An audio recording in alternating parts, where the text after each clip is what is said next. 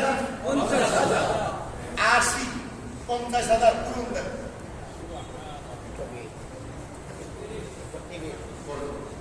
আচ্ছা এখানে আপনি হিসাব দিলে যে কষ্ট হবো 1000 মাস 50,000 দিয়ে পূরণ করবো 50,000 লগে দিলাম না 50,000 মদিনা শরীফে এক নামাজ 50,000 নামাজ এক সেজদা 50,000 সেজদার সমান। তো যদি 1000 হয় তো 1000 যদি 50,000 দিয়ে গুণ দেওয়া হয় তাহলে কত হবে বলে 1000 পূরণ 50,000 আমি হিসাব করে দেখছি না হিসাব করে দেখলে হয় কত 50 কোটি হবে 1000 পূরণ 50,000 ঠিক আছে তাহলে 100 বলুন 50 কোটি। এবার মক্কা শরীফে এক সেজদা 1 লাখ বলেন না কাবা শরীফে এক সেজদা 1 লাখ। এবার 1 লাখ দিয়ে 1000 এর পূরণ দেন 100 তাহলে 1 রাত্রে 100 কোটি মাসে এবার রমাদান কত দামি মেহমান রমাদান কত সম্মানিত মেহমান বলেন তো মেহমান আসার সময় মেজবানের লেগা কিছু উপহার আনে না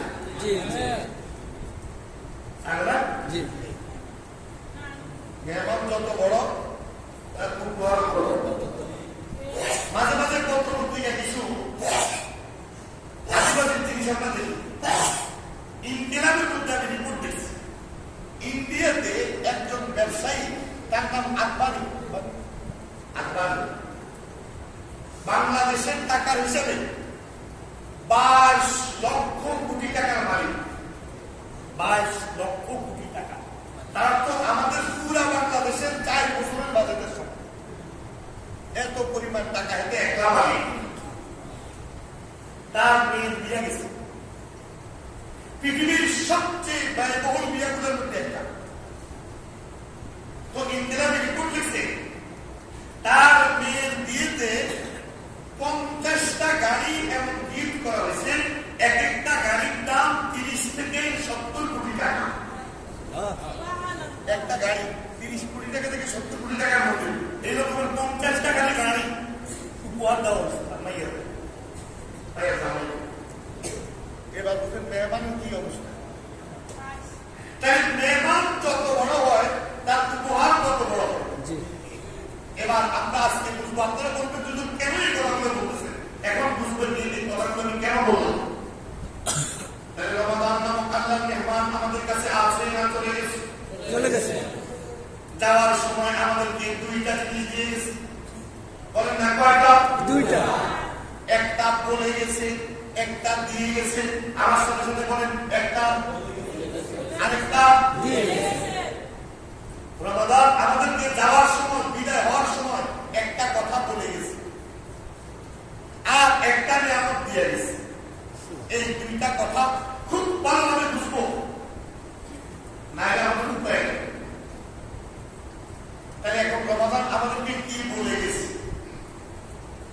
রমাদান আমাদেরকে বলে গেছে আমি তোমাদের জন্য জান্নাতের 8টা দরজা খুলে দিয়ে গেছি সুবহানাল্লাহ জাহান্নামের 7টা দরজা বন্ধ করে দিয়ে গেছি সুবহানাল্লাহ রহমতের 7 দরজা খুলে দিয়ে গেছি সুবহানাল্লাহ আসমানের 7 দরজা খুলে দিয়ে গেছি সুবহানাল্লাহ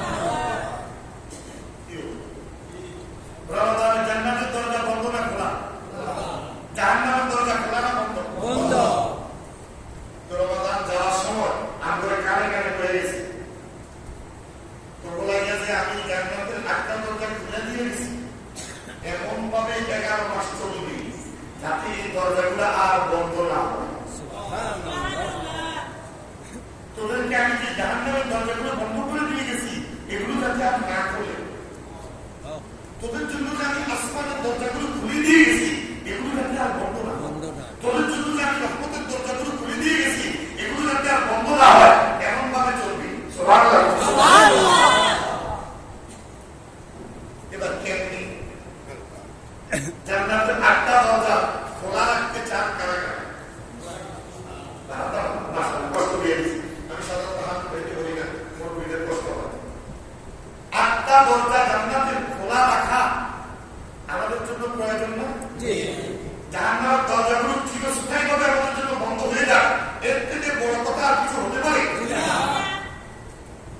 এবার আমি আপনাদেরকে কয়েকটা তদবির বলি কেমনে ধরা রাখবো।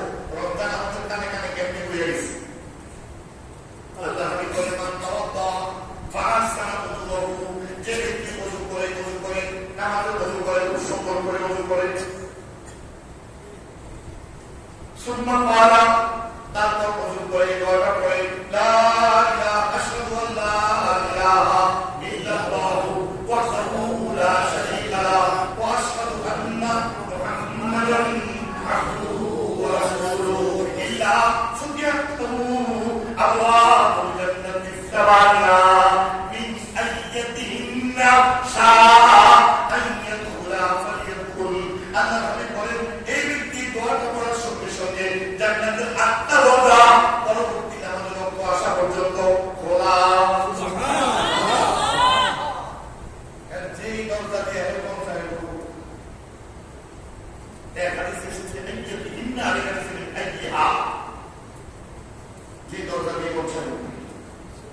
তাহলে বলেন তো পুরা বছর এই জান্নাতের দরজাগুলো খোলা রাখার ব্যবস্থা আমাদের কাছে আছে না ভাই? আছে। রমজান পর খবরটা সাইজ আলাদা করব না। এবার আসেন আল্লাহর রহমতের দরজা। আল্লাহ রাব্বুল আলামিন তার রাসূলকে দিয়ে আল্লাহর রহমতের সবগুলো দরজা খোলা রাখার ব্যবস্থা আমাদেরকে করে দিয়েছেন। কোন ব্যক্তি যদি আল্লাহর ঘরে আসে, মসজিদে আসে, মসজিদে প্রবেশ করার সময় ডান পাওয়া আগে দেয়, তারপর পরে বিসমিল্লাহি ওয়াসসালাতু ওয়াসসালামু আলা রাসূলিল্লাহ, তারপরে বিসমিল্লাহ পড়ে, তারপর আল্লাহর নবীর প্রতি দরুদ শরীফ পড়ে, তারপরে দোয়াটা পড়ে আল্লাহুম্মা ফতাহলি আবওয়াব রাহমাতিক, আল্লাহ তোমার রহমতের যতগুলো দরজা আছে সব আমার জন্য খুলে দাও। ইল্লা ফুতিহাত লাহু আবওয়াবুল জান্নাতি সামানিয়া, তখন আল্লাহর বান্দা মসজিদ থেকে বের হয়ে আবার মসজিদ প্রবেশ করার আগ পর্যন্ত আল্লাহর রহমতের সব দরজা তার জন্য একদম ওপেন খোলা। এই গেল আল্লাহর রহমতের দরজা খোলা। এবার 3 নম্বরে আসে আসমানের দরজা। প্রথম, দ্বিতীয়, তৃতীয়, চতুর্থ, পঞ্চম, ষষ্ঠ সকল আসমানের দুয়ার রমজানে খোলা আছে। ইলাইহি ইয়াসআদুল কালিমুত তাইয়্যিবু ওয়াল আমালুস সালিহু ইয়ারফাউহু। আপনারা বলেন তো ভাই এই মসজিদের দরজা আছে না? আছে। যদি অটোমেটিক দরজা হইতো, এখন অটোমেটিক দরজা আছে না? জি আছে। মানুষকে দেখলে ঢুকে যায়। আরে ভাই মদিনা শরীফে যে এয়ারপোর্টটা, মদিনা শরীফের এয়ারপোর্ট, এটা 2011 সালে আধুনিকরণ করছে, অত্যাধুনিক করছে। বিদেশিরা বানাইছে, তুর্কিরা একদম অত্যাধুনিক করে। তো আমি ওইবার আমার উমরার ফ্লাইট ছিল মদিনা থেকে ঢাকা, এয়ারপোর্টে গেছি। ফ্লাইটে উঠতে ঘন্টাখানেক সময় বাকি আছে। এদিকে নামাজের সময় খুব কাছে আসছে। আমি ভাবলাম আমি এখন নামাজটা পড়ি, তারপর ঠিক করতে। তো ওযু করতে গেছি। তো প্রথমত ইস্তেঞ্জা করা দরকার, ওয়াশরুমে গেছি। ভাই যাইয়া বহুত হাতে আমাতে আছে, পানি বাইর হওয়ার কোনো সোর্স নেই, ফ্লাশ করার কিছু নেই। চিন্তা করলাম ইস্তেঞ্জা করে পানি পাবো। আচ্ছা থাকতে ইস্তেঞ্জা লাগবে না, বেশি দূর ওগুলো দরকার ফ্লাইটের মধ্যে করবো না, বেশি ওযু করতে কমা পানি নেই। এই যে ট্যাপটা আছে, হাত রাইলাম, সরাইলাম, এটার উপর দিকে ঢেললাম, খারাপ। আমি মনে মনে মনে করছি আমার ঢাকায় আর বলে গেলেই দরকার। এখন ওদের মহিলা শরীর এত আধুনিক এয়ারপোর্ট, প্রচুর পানি নেয়, ওয়াশরুম নাই, তো এর সাথে এক ক্লিনার সাফাই করতেছে। আমি তার জায়গায় ভাই কি করে ভাই, এত সুন্দর এয়ারপোর্ট, প্রচুর পানি নেয়, পানি নিয়ে এমন করে বেড়ে পানি কে দিয়েছি, হাত দিয়েছি, পর বল করে আমি তো আমি তো ভাই আমাকে বাড়ি করি, আমার বাড়ি ঢাকা দোহা, আমি তো খেলে সারবো। নিজের এলাকা থেকে তো ইজ্জত হতো।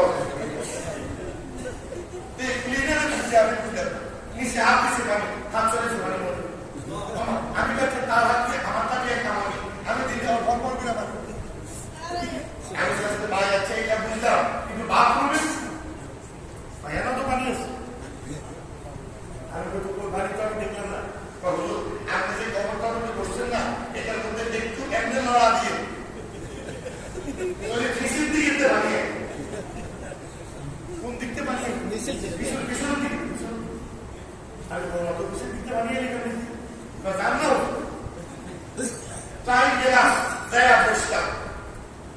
আমি চিন্তা করলাম আগে আগে টেস্ট করি পানিটা ঠিক কোথায় কিনা পবিত্র হতে পারবো কিনা আমি তো দেখি ওমা এমনি যে লড়াটা দিলাম শিশির থেকে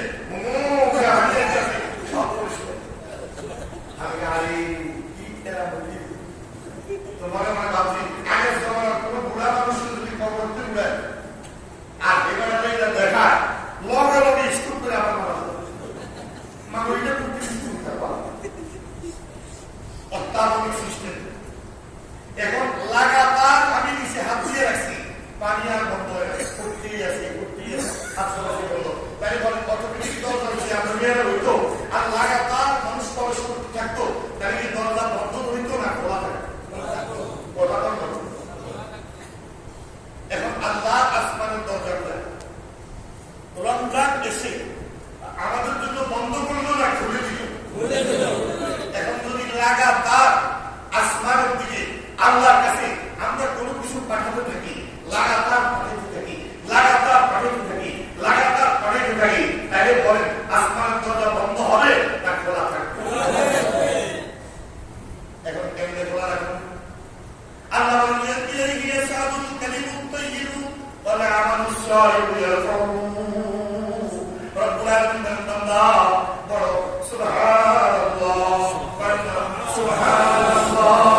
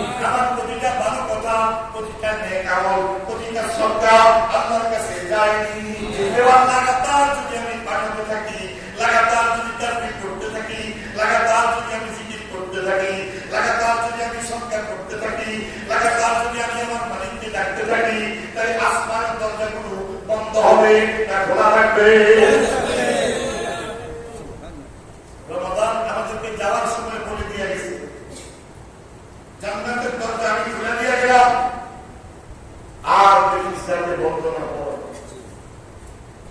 রহমতের দরজাগুলো আমি খুলে দিয়ে গেলাম খেয়াল রাখিস আর যাতে বন্ধ না হয়। আসমানের দরজাগুলো আমি খুলে দিয়ে গেলাম খেয়াল রাখিস আর আসমানের দরজা পর্যন্ত যাতে বন্ধ না হয়। এই আল্লাহ বান্দা জাহান্নামের দরজাগুলো তাকে তালা দিয়ে গেলাম লক করে দিয়ে গেলাম তুই দেখিস আর যাতে খোলা না।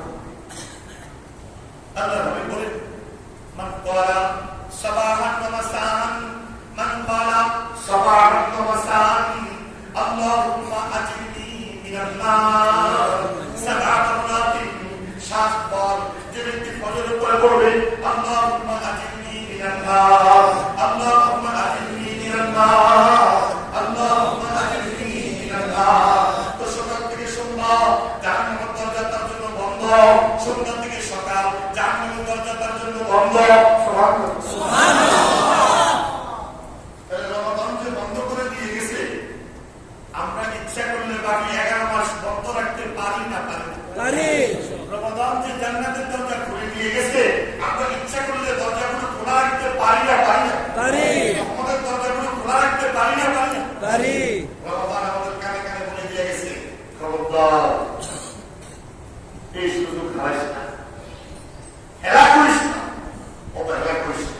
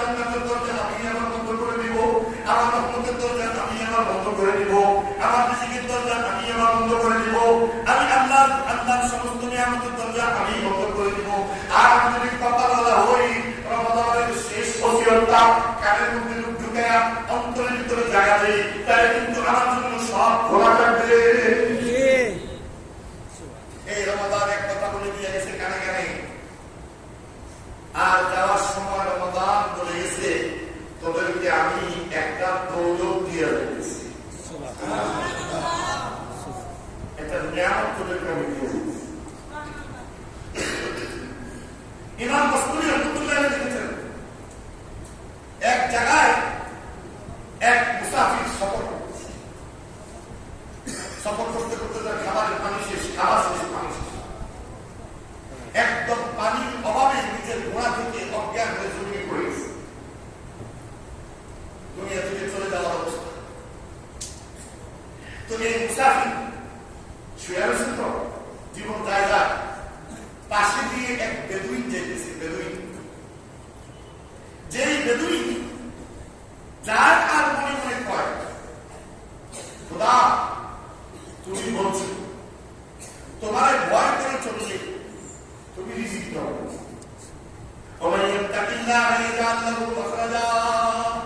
যে আল্লাহকে ভয় করে চলে, তাকে অবলম্বন করে, আল্লাহ কয় বিপদ আপদ থেকে মুক্তির রাস্তা আমি খুলে দেই, আর তার কল্পনা যেখানে নাই সেখান থেকে একটা রিজিক দেই। তবে বেদুইন বেচারা ভাইয়া বিয়ে দিতে পারে না, পয়সার অভাব। তো রাস্তা দিয়ে যায় আর মনে মনে করে, খোদা তোমার ভয় করে জীবনে হারাম দিকে তাকাইলাম না, হারাম খাইলাম না, তুই বলছো রিজিকের দরজা খুলে দিবা, আমার তো অভাবে যায় না। হঠাৎ একদিকে তাকায় দেখি এক মুসাফির পড়ে বসে কাটিয়া মুখে দিয়ে লালা বের হচ্ছে, দুনিয়া দিয়ে লাওয়া অবস্থা, হাত পিট নাই পরীক্ষা করে দেখছি এখনো বেঁচে আছে। তো নিজের মশকটা বের করে মুখটা মুসাফিরের মুখে পানি দিচ্ছে। মুসাফির দুই চোখ করছে, মস্কোটার নাম দিয়ে ঘটঘট দিয়ে আমার শরীরের শক্তি এসে উঠে বসছে। বসে বলে, ভাই আর কয়েক মিনিট পরে যদি তুমি আসতা আমি তো দুনিয়া থেকে চলে যেতাম, আমার তো জীবন শেষ। ভাই আমার এই ঘোড়া এবং ঘোড়ার পিঠে থাকা 30,000 স্বর্ণ মুদ্রা আছে, সব তোমাকে আমি উপহার দিয়েছি। আমার জীবন পাচ্ছে তোমার এক ঘোড়া, আমার কিচ্ছু লাগে, সব তোমার। এখন বেদুইন বেলা তো সাধারণ মানুষ, অশিক্ষিত মানুষ, যে আসমান দিকে মাথা উঠে একটা আল্লাহ, আমি যদি তোমার খলিল ইব্রাহিম হইতাম তো ইব্রাহিম তো খালি পাহাড়ের উপরে উঠে হাতিদেরকে হজের জন্য ডাক দিছে, আর তুমি রূহের জগতে সবার কানে আওয়াজ পৌঁছায় দিছ। আমি কি একজন বেদুইন, আমার আওয়াজ তো বেশি দূরে যাইত না, তবে তুমি আমি এই গরিবের আওয়াজ মুমিনদের কানে পৌঁছায় দিও যে তোমার ভয় করে তুমি আসলে কানে রিজিক দাও। এটা আমি বুঝা পাইলাম যে আল্লাহকে ভয় করে, আল্লাহ তো রমাদান যাওয়ার সময় আমাদেরকে একটা উপহার দিয়ে গেছে। যেমন এই লোকটা ওই মুসাফির ব্যক্তি বিদায় হওয়ার সময় ওই বেদুইন ব্যক্তিকে একটা মহা উপহার দিয়ে গেছে। আল্লাহর কেরামের মেহমান, আল্লাহর মেহমান রমাদান আমাদেরকে যাওয়ার সময় পৃথিবীর সবচেয়ে দামি উপহারটা আমাদেরকে বুঝাইয়া দিয়েছে। আল্লাহু আকবার। এই দামি নিয়ামতটা চিনে তারপরে বয়ান শুনবেন হযরত মাওলানা আমাদের সাখাওয়াত বিন তাহের বয়ান। ও আজকে আরেকবার তোমরা দেখবেন, মাশাআল্লাহ সুন্দর আওয়াজ, সাবলীল উপস্থাপনা, আপনাদের এলাকায় তো জামাই জি আল্লাহ তাআলা আপনাদের হায়াত বরকত দেন, আমিন। নাইলে ঈদের পরের দিন কেউ মা মিলাইতে পারে। আমি বহুত বুঝাইছি, ভাই ভাই একটু যাইতে পারি না, আপনার কাছে একটু সময় দিতে পারি না, একটু ঈদের পর 2-3 দিন একটু ভাই থাকুন, ভাই আমি যাইতাম। এই অনুরোধের পর আমি আমার কোনো সময় কিছু চাই না, আপনার কাছে প্রোগ্রামটা দেওয়া লাগবে, এরপরে গেছে। তারপর অনুরোধ করছি যে আপনি শেষে করবেন, আমরা তো আগে তুলে যাবো। তো উনি আসতেছেন, ভালো মানুষ, একটা দিনের দরার থেকে কথা বলবো, মানুষ, আল্লাহ কোরবানি আছে, আল্লাহ ওনার ত্যাগের কোরবানিটা কবুল করে দেওয়া।